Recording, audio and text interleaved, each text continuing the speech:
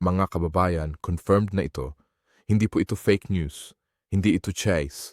Totoo na ang 30,000 plus another 30,000 Christmas bonus para sa ating mga senior citizens ngayong Pasko. Yan po ay kabuuang 60,000 na tulong mula sa gobyerno. Alam ko na marami na kayong nakarinig tungkol dito, pero sa video na ito, ibibigay ko sa inyo ang kumpleto at verified na impormasyon. Sino ang qualified? Paano makukuha? Kailan ang distribusyon? At ano ang mga kailangan ninyong requirements para siguradong makakakuha kayo ng benepisyong ito. Mula sa DSWD hanggang sa local government units, lalabas lahat ng detalye dito. Huwag ninyong palampasin ang mahalagang impormasyon na ito dahil baka kayo o ang inyong mga mahal sa buhay ay entitled sa bonus na ito. Maraming seniors ang naghihintay ng tumpak na sagot at nandito na ang lahat ng kailangan ninyong malaman. Kung senior citizen ka o may kilala kang senior na dapat makinabang sa programang ito, this video is for you. Tutulungan ko kayong ma-unlock ang inyong Christmas bonus step by step. Kaya mga kapwa Pilipino, kung gusto ninyong makasiguro na makukuha ninyo o ng inyong mga minamahal ang benepisyong ito, pindutin ang like button ngayon para makita ng mas maraming matatanda ang mahalagang impormasyon na ito. Ipamahagi natin ang magandang balita ngayong panahon ng Pasko. Maraming mga senior citizens sa buong bansa ang nagtataka at nag-aalangan pa rin kung totoo nga ba ang balitang ito. Naiintindihan ko ang inyong pagdududa dahil sa napakaraming peking balita na kumakalat sa social media ngayong mga panahong ito. Pero gusto kong linawin sa inyo ngayong araw na ito na ang programang ito ay tunay at opisyal mula sa ating pamahalaan. Ang layunin ng video na ito ay bigyan kayo ng malinaw at kumpletong gabay upang hindi kayo malito at upang masiguro na makakakuha kayo ng inyong karapatang tulong. Magsimula tayo sa pinakamahalagang tanong na nasa isipan ng bawat isa. Sino ba talaga ang karapat-dapat na makatanggap ng benepisyong ito? Requirement sa iyong edad. Dapat na ang isang tao ay may edad na 60 o higit pa. Ito ang batayan ng pagiging senior citizen sa ating bansa ayon sa batas. Walang exception dito, kaya kung wala ka pa sa edad na ito, hindi ka pa karapat-dapat kahit na malapit ka na sa edad na yon. Pangalawa, kailangan mong magpakita ng valid identification na nagpapatunay sa iyong edad at pagkakakilanlan. Maaring ito ay Senior Citizen ID, Postal ID, birth certificate o anumang government-issued identification na meron ka. Ang pangatlong requirement ay ang pagiging aktibong residente ng lugar kung saan ka nakatira. Ibig sabihin, kailangan mong nakatira sa lugar na iyon ng mahabang panahon at may patunay ka na ikaw ay tunay na naninirahan doon. Ang patunay na ito ay maaaring barangay certificate o utility bills na nakapangalan sa iyo. Mahalaga ito dahil ang pamamahagi ng tulong ay batay sa listahan ng bawat local government unit.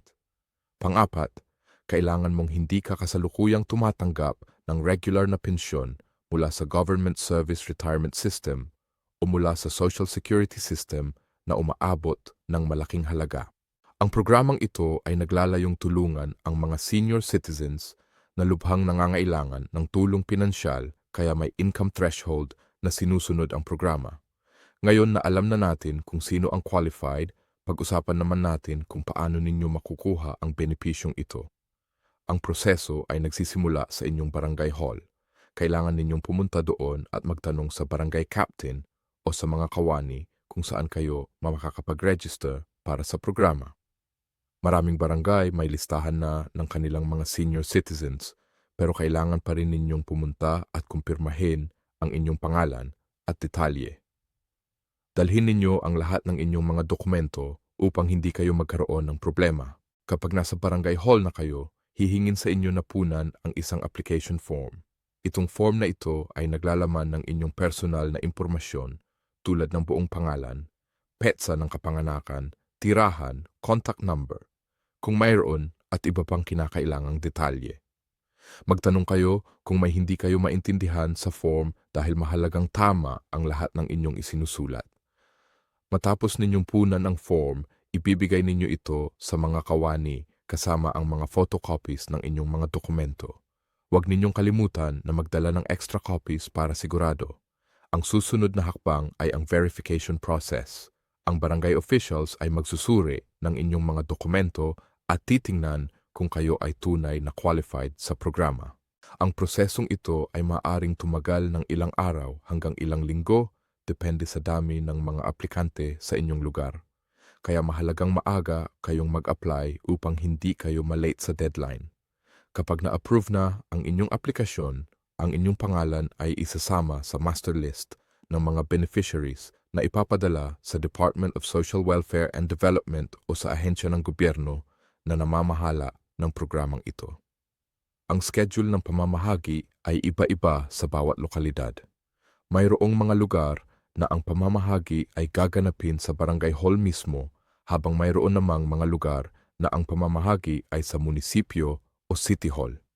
Mahalaga na kayo ay nakikinig sa mga announcement mula sa inyong barangay dahil dito nila ibabahagi ang eksaktong petsa at oras kung kailan kayo dapat pumunta para makuha ang inyong tulong. Huwag kayong mag-alangan na magtanong kung may narinig o naintindihan sa mga announcement. Sa araw ng pamamahagi, siguruhin kayo ay maaga nang naroroon sa lugar. Dalhin ninyo ang inyong valid ID at ang claim stub o resibo na ibinigay sa inyo nung nag-register kayo. Walang claim stub, walang pera. Kaya mahalaga na ingatan ninyo ito ng mabuti. Mag-ingat din kayo sa mga taong nag-aalok ng tulong kapalit ng pera o komisyon.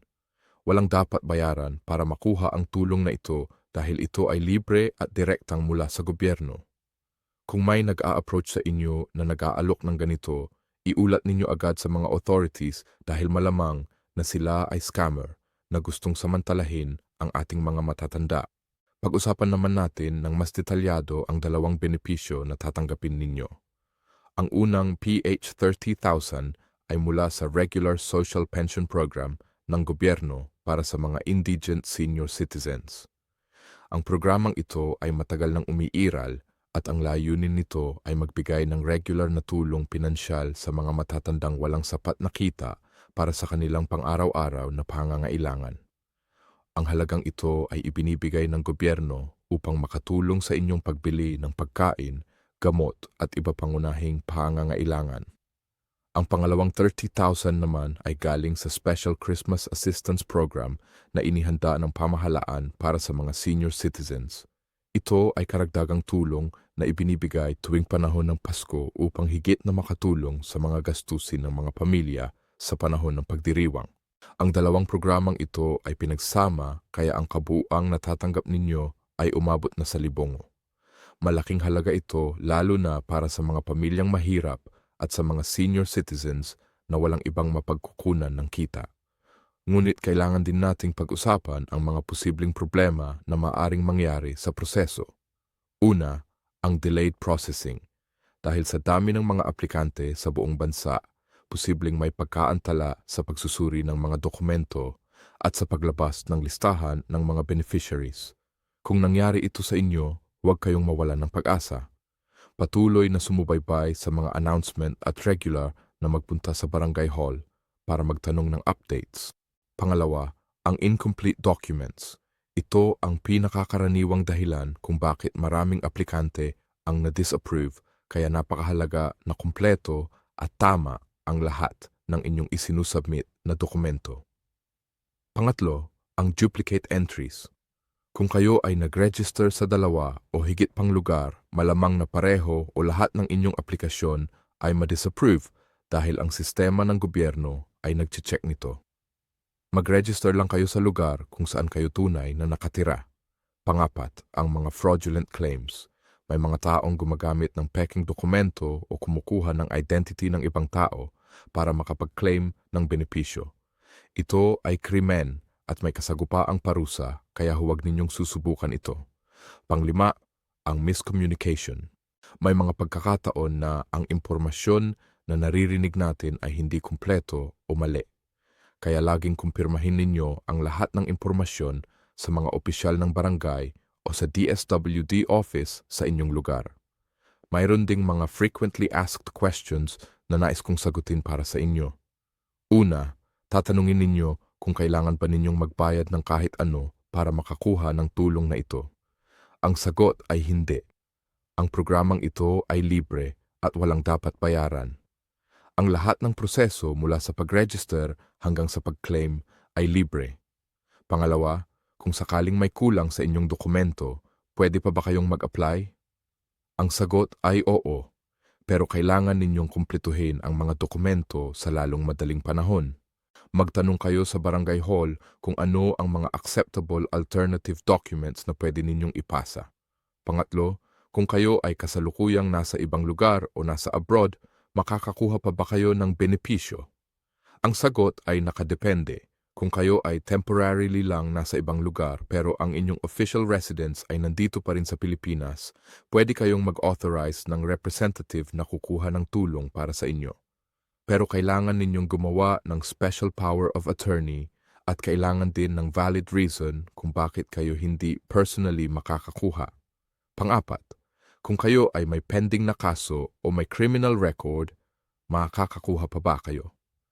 Ang programang ito ay nakatuon sa humanitarian assistance. Kaya kahit may record kayo, basta qualified kayo sa ibang requirements, pwede pa rin kayong makatanggap ng tulong. Panglima, kung kayo ay kasalukuyang may sakit o bedridden at hindi makalabas ng bahay, paano kayo makakakuha ng tulong? Pwede kayong mag-send ng authorized representative na may dala ng medical certificate na nagpapatunay na kayo ay hindi makakaalis ng bahay. Pero kailangan pa rin ng special authorization letter na may pirma ninyo at ng mga witness. Panganim, kung nawala ninyo ang inyong claim stub, pwede pa ba kayong makakuha? Mahirap ito, pero pwede pa rin. Kailangan ninyong bumalik sa barangay hall at mag-request ng replacement or affidavit of loss. Pero mas mainam na ingatan ninyo ng mabuti ang inyong claim stub para iwas sa bala. Nais ko rin kayong bigyan ng ilang tips para sa mas maayos at mabilis na proseso. Una, magtanong kayo ng maaga. Huwag kayong maghintay na malapit na ang deadline bago kayo magtanong ng impormasyon. Mas maaga kayong nagsimula, mas mayroon kayong oras para ayusin ang mga kulang na dokumento. Pangalawa, magdala ng maraming kopya ng inyong mga dokumento. Hindi lang isa o dalawa, magdala kayo ng 3 or 4 na kopya ng bawat dokumento para sigurado. Pangatlo, magtanong kayo ng contact number ng DSWD o ng Social Welfare Office sa inyong lugar para meron kayong direktang tawagan kung meron kayong mga tanong o problema. Pang-apat, makipag-ugnayan kayo sa iba pang senior citizens sa inyong lugar. Mas madali kung magkakasama kayo sa pagtatanong at pag-follow ng inyong mga aplikasyon. Mayon ding mga senior citizens organization sa bawat lugar na pwede kayong maging member para mas madali ang communication at coordination. Panglima, huwag kayong mahihiyang magtanong. Kung may hindi kayo naintindihan, magtanong kayo paulit-ulit hanggang sa maintindihan ninyo. Ang amakawani ng gobyerno ay nandiyan para tumulong sa inyo. Kaya huwag kayong mag-atubiling lumapit sa kanila. Ang programang ito ay bahagi ng mas malaking inisyatiba ng gobyerno na tulungan ang ating mga senior citizens na karapat-dapat sa pagmamahal at suporta ng bansa. Kayo ay nagambag sa pag-unlad ng ating bansa sa nakaraang mga taon, kaya tama lang na ngayon kayo ay nasa senior years na ay tulungan naman kayo ng gobyerno. Ang benepisyong ito ay hindi lang simpleng tulong pinansyal, ito ay pagkilala sa inyong kontribusyon at pagpapakita ng respeto sa inyong dignidad bilang mga matatandang mamamayan ng Pilipinas. Gusto ko rin kayong paalalahanan na ang programang ito ay may limited na budget at limited na oras, kaya napakahalaga na kayo ay kumilos agad at hindi na maghintay pa.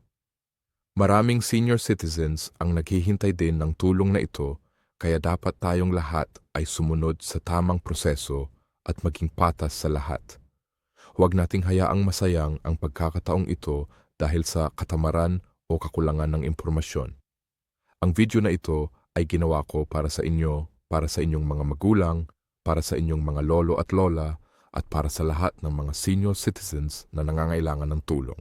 Kung kayo ay nanonood ngayon at hindi pa senior citizen, pwede ninyong tulungan ang inyong mga magulang o kamag-anak na senior citizens na mag-apply sa programang ito. Samahan ninyo sila sa barangay hall. Tulungan ninyo silang punan ng mga form at asikasuhin ninyo na kumpleto ang kanilang mga dokumento. Ito ay malaking tulong na sa kanila at pagpapakita din ang inyong pagmamahal at respeto sa mga matatanda sa inyong pamilya. Ang kultura ng pagmamahal sa magulang at respeto sa matatanda ay isa sa mga magagandang katangian ng mga Pilipino. Kaya ipagpatuloy natin ito. Sa pagtatapos ng video na ito, nais kong sabihin na ang impormasyon na ibinahagi ko sa inyo ay batay sa mga opisyal na pahayag at gabay mula sa mga ahensya ng gobyerno. Kung mayroon pa kayong mga katanungan o kailangan ninyo ng karagdagang tulong, huwag kayong magatubiling pumunta sa inyong barangay hall o sa DSWD office sa inyong lugar. Mayroon din silang hotline numbers na pwede ninyong tawagan para sa mga urgent na tanong. Tandaan na, ang tulong ay nandyan na. Kailangan lang ninyong kumilos at sundin ang tamang proseso para makuha ninyo ito. Maraming salamat sa inyong panunood at sana ay nakatulong ang video na ito sa inyo. Ipamahagi ninyo ang video na ito sa inyong mga kaibigan at kamag-anak na senior citizens para mas marami pang makaalam ng mahalagang impormasyon na ito. Pagpalainawa kayo at ang inyong mga pamilya ngayong Pasko at sa mga darating pang taon. Mabuhay ang mga senior citizens ng Pilipinas. M1